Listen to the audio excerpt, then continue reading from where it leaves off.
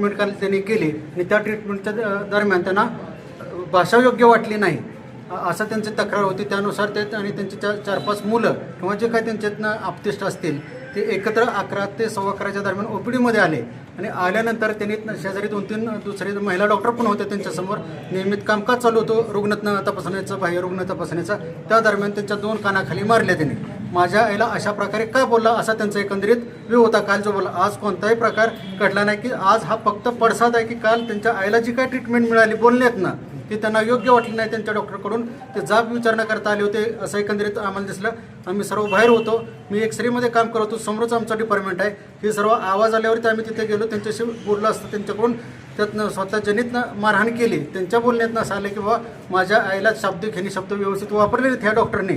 त्याच्यामुळं आम्ही हे प्रकार आजचा केलेला आहे. तर हा संपूर्ण प्रकार जर पाहिला तर हा पूर्ण प्रकार हा लज्जा उत्पन्न करणार आहे. सर्व कर्मचारी शासनाचे आहेत. आम्ही रुग्णसेवा देतो.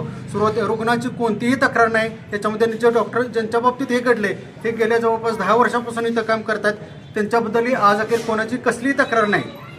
तर आमचे कर्मचारी यांच्या वतीने एक विनंती राहील, आग्रहाची विनंती राहील की अशा प्रकारचं रोज हे चालू आहे फलटणमध्ये. एकतर आमचं हे हॉस्पिटल बंद करून आम्हाला बाहेर द्या किंवा इथं कुठंतरी याचा प्रतिबंध घाला.